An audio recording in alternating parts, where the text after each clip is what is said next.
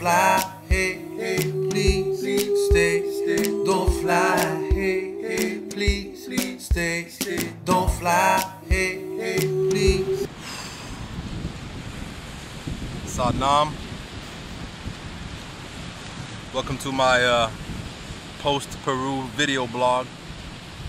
I'm back home at the beach with old white guys wearing tight clothes. Right? Back to civilization. And my plan initially was to conduct, take these coca leaves out.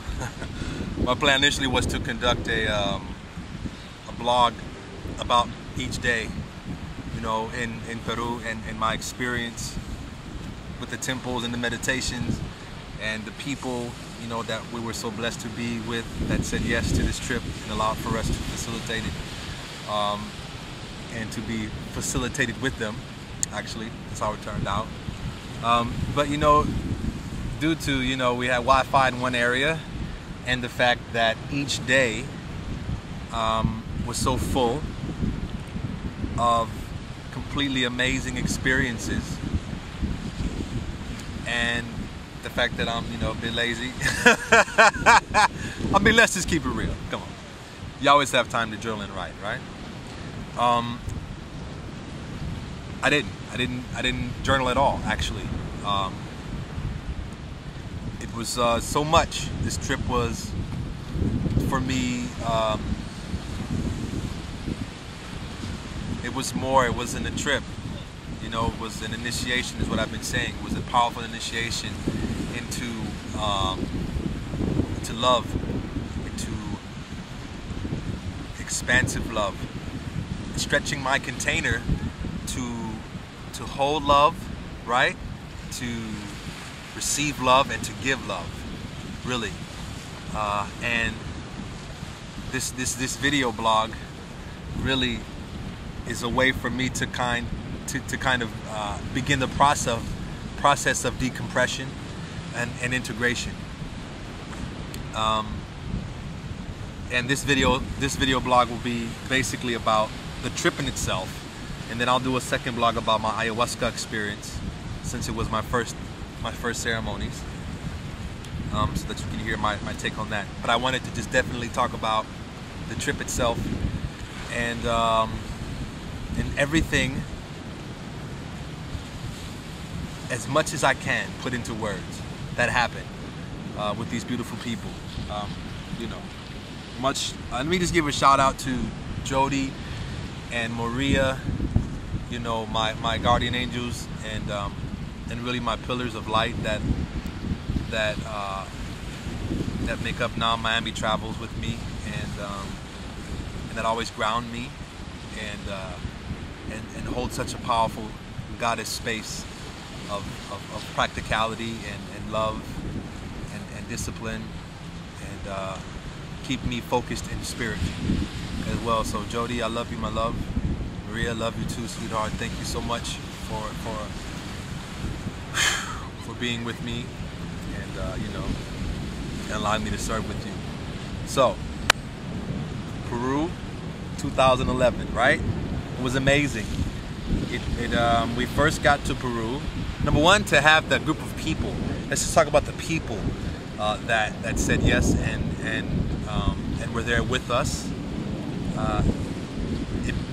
You could not have picked a more eclectic group of people from different walks of life, different experiences, to be with and to draw knowledge and wisdom from, and to witness, evolve, and grow, as we all did. You know, it was a perfect kaleidoscope of dewdrops, you know, that came together to create this vast ocean of beauty and wealth and knowledge of heart and spirit, you know. So blessings to the whole Peru Adventure group, everybody. You know, I don't want to miss anybody. I'm trying not to get too emotional. It was, you know, it was a deep experience. It was a very emotional experience for me. I didn't really know what to expect, which was beautiful for me, which is how I thrive. I had prepared basically through meditation and Naam yoga practice, intention, you know, visualization, all the ways that I know. I prepared for this trip, and yet life, you know, spirit, God, you know, Jesus, Krishna, Buddha, the divine source, always make sure you're off guard, so that you're open, so that you're forced to surrender, so that you can actually grow and expand yourself. So that came through all the beautiful people, you know, and everything that they had to offer. So blessings be to our group, you know.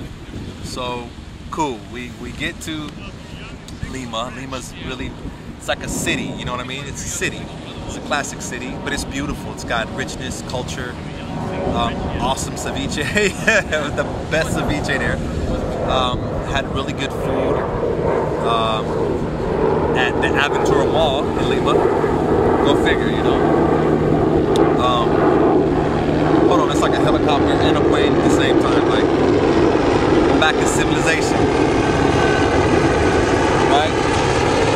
I didn't see an air helicopter, and the planes were flying so high, you know, that there wasn't as much noise pollution there. There was honking horns, people almost getting run over by, you know, hitting them corners in the mountains, you know. But I did notice that in the city there was, you know, it's a city, it's a, you know, metropolis. So we got to Lima, beautiful hotel, you know, good enough for us to transition to Cusco. You know, the people are nice, you know, really, really cool. I saw Dunkin' Donuts. You know, so I was like, okay, you know, I'm in Peru, you know, but I'm ready to go. I'm ready to go, you know, to mountains and to be with more nature, you know, being from Los Angeles and then obviously having my business in my life here in Miami now, you know, it's, I was definitely ready for nature, you know, like nature. So the Lima was beautiful though. I liked it. It's near the Pacific Ocean, and I got a chance to, you know, see the power for the energy of the Pacific again, which was cool. But I definitely was yearning to get, you know, inland to Cusco to experience the mountainscapes and things of that nature and be surrounded by nature. So I'm sure other people will post different video blogs or something. I encourage everyone in the group to do that, just to give different perspectives on it. But I was ready to get out of Lima. Nothing against Lima, I love Lima, but I was ready to go to Cusco. So we flew to Cusco, met the group there in the airport, and we all flew, you know, into Cusco, and it was beautiful, you know. It's just like hilltops and, you know, people and selling their wares and everything, and it was just beautiful. You could really feel the energy. The one thing about Peru that I did like was that the energy was tangible.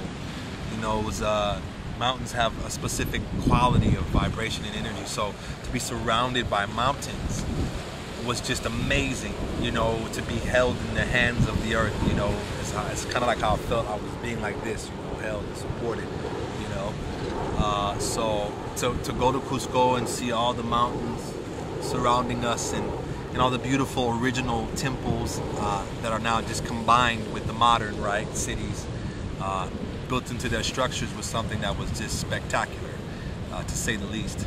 To see basically the old and the new combined, built on top of sacred sites. Granted that the Spanish did that. Granted the conquerors took advantage of these beautiful, aesthetically powerful sites, and also helped preserve at the same time the culture of the land and its people. So that was good. But in Cusco, still a city, and yet, you know, more nature, more artifacts in regards to the buildings, and you can even see the destruction of people. I saw my nose, you know, I saw my eyes, I saw my skin, you know, I saw everything there. I saw myself there, you know, I totally did. And I felt at home. That's another thing. When I first got to Peru, when we first walked into Lima, I didn't feel like I was on like a vacation in a foreign land. I didn't feel that. I really felt anchored and at home. So that says a lot, you know, in regards to my lineage, or just being on earth and feeling at home everywhere. But specifically there, I felt pretty good. I felt at ease there. So in Cusco, we stayed as well for a bit to just gather the troops together and head our group up to Pisac, where we're going to stay for the majority of the trip at Melissa Wasi, which is an amazing an amazing retreat center, beautiful people, and just I had an amazing time there. Hey, hey, please stay, don't fly.